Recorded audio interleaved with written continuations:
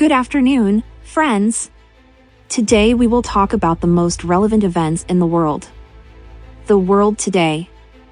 Information that the dude Wagner is recruiting prisoners appeared last summer. Prigozhin, as usual, at first denied it.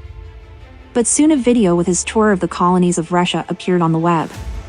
There were no legal norms allowing a private person to take convicts out of prison just like that. But, as you know, Prigozhin lives and works by his own rules, at least that was the case before his rebellion. By itself, the idea of sending criminals to war is not new. The same Zelensky said in February 22 that prisoners with combat experience could go to the front. This was done in the Soviet Union during the Great Patriotic War. However, then they immediately issued an appropriate order and officially did not take convicts under serious articles.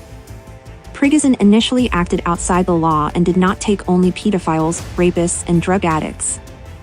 But first of all, he was interested in experienced thugs, preferably those who had served a tag or more, preferably not once for murder.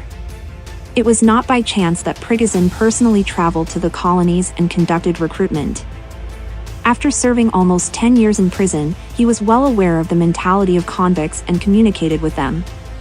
What is called, by concepts. In his speeches, he used criminal jargon, prison humor. Prigozhin promised full financial support, a salary of $100,000, the same amount of bonuses and 5 million of coffins to relatives in case of death. But most importantly, after 6 months at the front, the convicts were entitled to complete freedom. But there was a nuance, since the Wagner PMCs were essentially outlawed, as was the recruitment itself.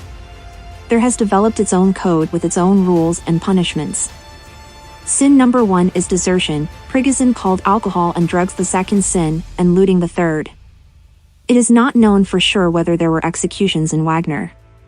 But there is data on other types of executions.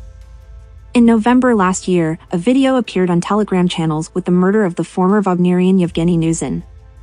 He got into the PMCs from prison, but then fled to Ukraine, where he gave interviews. In the video, Nuzin was beaten to death with a sledgehammer. Later, this instrument became one of Wagner's symbols. Prigozhin himself didn't seem particularly surprised by the video prank. Perhaps these shots, as well as the first sink coffins, scared off some of those who wanted to. According to human rights activists and journalists, convicts were not always recruited voluntarily. In some cases, new criminal cases were threatened for refusing to join the PMCs. Nevertheless, according to the Rus Sitting Foundation, Prigozhin managed to recruit about 50,000 people. Later, this figure was confirmed by the businessman himself. From prison they were taken first to the assembly points. One of these was located in the farm of Mokin in the Krasnodar territory. There, the recruits took tests, underwent 2 weeks of training, and then went to the front.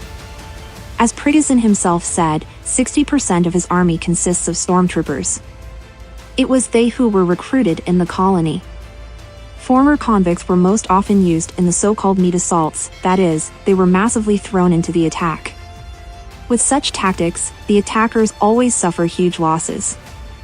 According to Prigozhin, 20,000 people died under his whip alone, half of whom were former prisoners. The Wagnerians often bury the dead fighters in their own cemeteries. The BBC Russian service counts that there are 7 such places in different regions of Russia. According to April of this year, about 1,000 soldiers were buried in them. The largest Wagner cemetery is located in the village of Bukinskia under the Hot Key. Those who did not indicate the will of other places are buried there. According to the BBC, the relatives of at least 42 fighters did not know about their deaths. Interestingly, not everyone was happy about the appearance of such cemeteries.